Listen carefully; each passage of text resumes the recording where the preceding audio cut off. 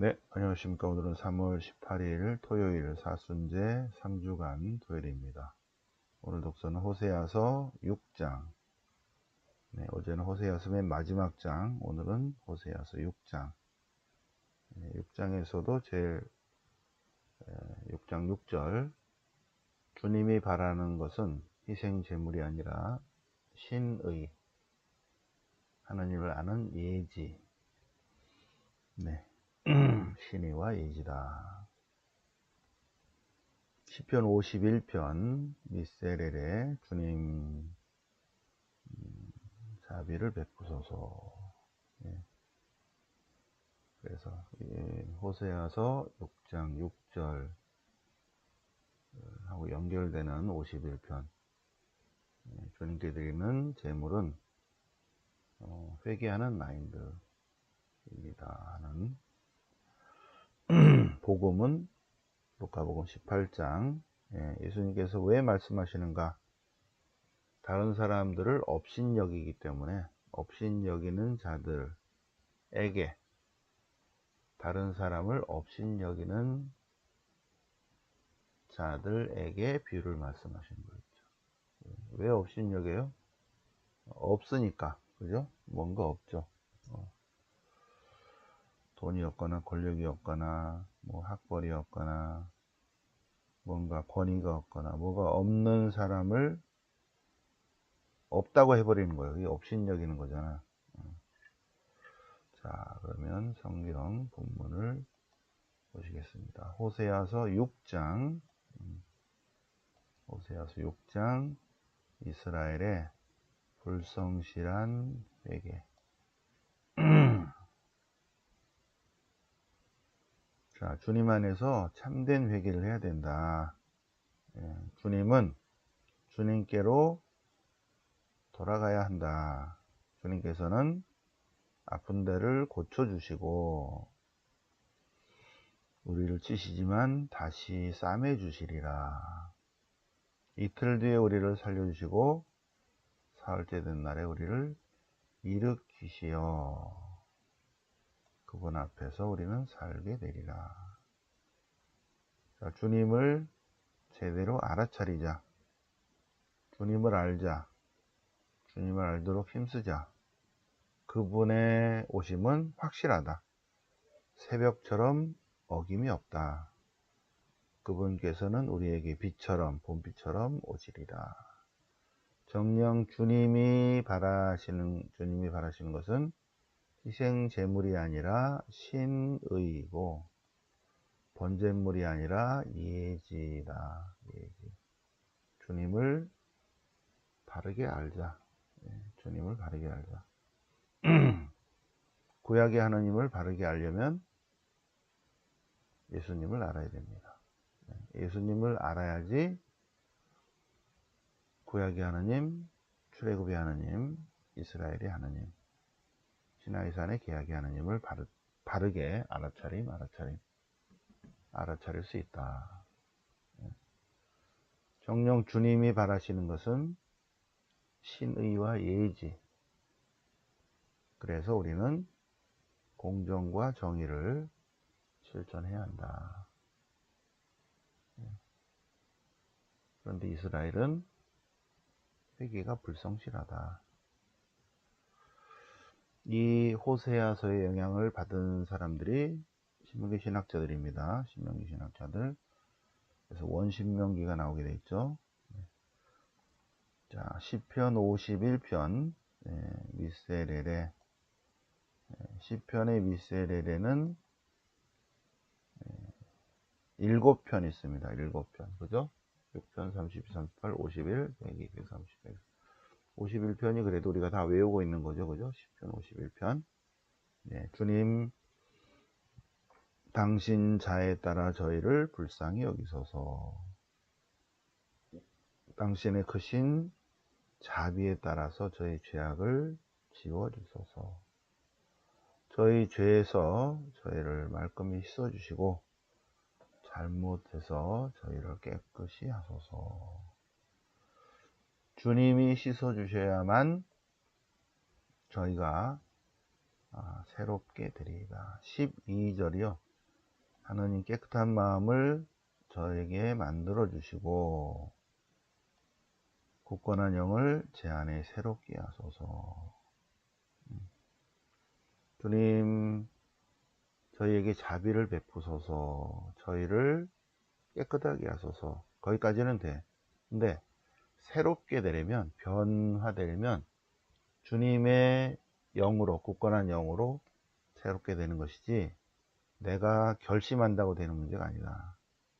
변화되는 것은 하느님의 도우심으로 되는 거야.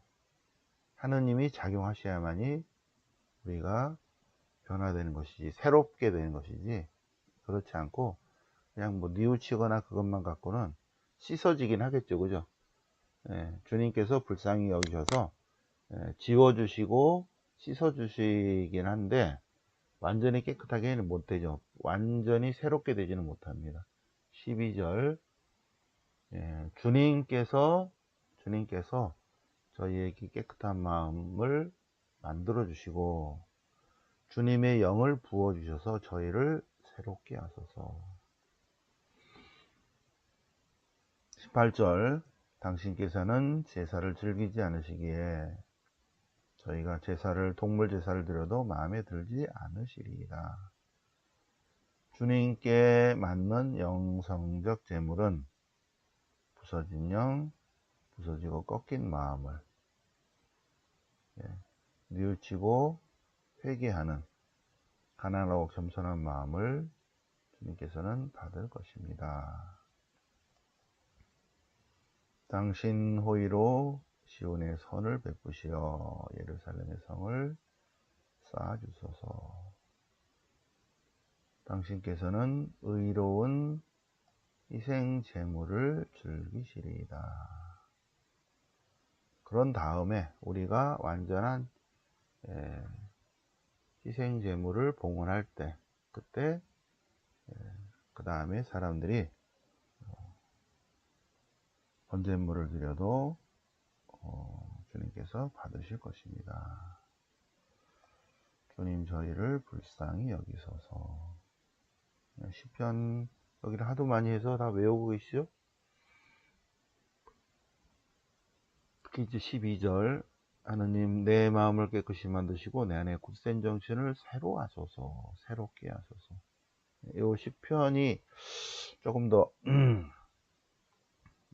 시적이고 아름다운 것 같아요. 그래서 성무일도 시편을 외우시기 바랍니다. 외우시기 바랍니다. 그리고 자주 써보세요. 말씀 노트 이제 나왔으니까 뭐 이렇게 말씀 노트가 페이지가 안 넘어가서 못 외운다 고 할까봐 스프링을 달아서 곧 드리겠습니다. 페이지에다가 줄을 안 쳐놔서 삐뚤삐뚤 돼서 못 쓴다 그럴까봐 줄도 다 쳐놨습니다. 자, 오늘 복음은 루카복음 18장, 루카복음 18장, 바리사이와 세리의 비유. 예수님께서 왜 이 비유를 말씀하시는가? 다른 사람을 업신여기는 자들에게 이 비유를 설명하셨다. 업신여기는 자들에게. 누가 누구를 업신여긴다? 가진 자가 없는 자에게 하는 막대하는 것, 업신여김이죠. 그래서 없는 사람은 업신여김을 받는 거예요. 업신여김을 받는 사람의 특징은 뭔가 없어. 돈이 없고 권력이 없고 건강이 없고 정의, 이 율법이 없고 올바름이 없고 다 규칙도 못 지키고 업신여김을 당하는 사람, 주로 물질적인 업신여김이죠. 물질적인 업신여김. 그래서 없는 사람을 그냥 그렇구나 라고 봐야 되는데, 그것을 너 없지 라고 하는 거는 업신여기는 거예요. 업신여기는 거. 예. 업신여기는 거. 너 얼굴이 하얘야 되는데 왜 까매? 업신여기는 거예요. 너 보통 사람은 이렇게 날씬한데 너 왜 이렇게 살이 쪘어? 너 왜 이렇게 말랐어? 또 업신여기는 겁니다. 우리나라 사람들은 전혀 그런 걸 내가 업신여긴다는 걸 모르고 막 얘기를 해요. 어휴, 왜 이렇게 늙으셨어요? 뭐 이러고. 예, 왜 이렇게 뚱뚱하세요? 왜 이렇게 살쪘어요? 예, 미국에서는 깜짝 놀라죠. 그런 얘기를 하는 사람도 그러고 듣는 사람도 깜짝 놀라죠. 뚱뚱하다? 예, 그렇게 얘기를 하면 안 되죠. 왜 이렇게 살쪘어요? 가 업신여기는 거예요. 예, 왜 이렇게 얼굴이 까마세요? 업신여기는 거죠. 왜 이렇게 뚱뚱하세요? 왜 이렇게 시커머세요? 어, 왜 이렇게 돈이 없으세요? 똑같은 말이에요. 똑같은 말. 근데 우리는 아무렇게나 내뱉는 거죠. 알게 모르게. 예, 교육을 제대로 안 받아서 그것이 업신여기는 것인지 아닌지도 모르고 막 하는 거야. 예, 그냥 뭐 걱정한다는 듯이 얘기를 하는 건데, 예, 이게 서로 지켜야 될 예의인데, 예의. 자신은 의롭다고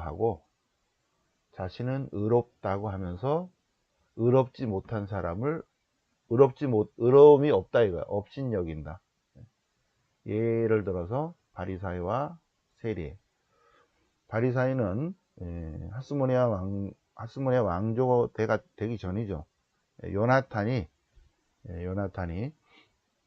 그 마타티아스의 아들, 둘째 아들 시몬, 셋째 아들 유다 마카베오, 다섯째 아들 요나탄이에요. 그래서 마타티아스가 안티오코스 4세 에피파네스에 의해서 항쟁을 일으켰죠. 그죠? 종교 게릴라전을 일으켰죠. 종교의 자유를 위해서. 그래서 아버지가 죽고 아버지의 뒤를 이은 사람이 유다 마카베오입니다. 셋째 아들. 유다 마카베오가 죽고 다섯째 요나탄이 왕이 됐어요. 요나탄. 그 요나탄이 이제 대사제죠. 대사제. 나 왕하면 안 될까? 예. 유다 마카비오 다음에 요나탄. 나 왕하면 안 될까? 왕. 그때 무슨 왕입니까? 왕은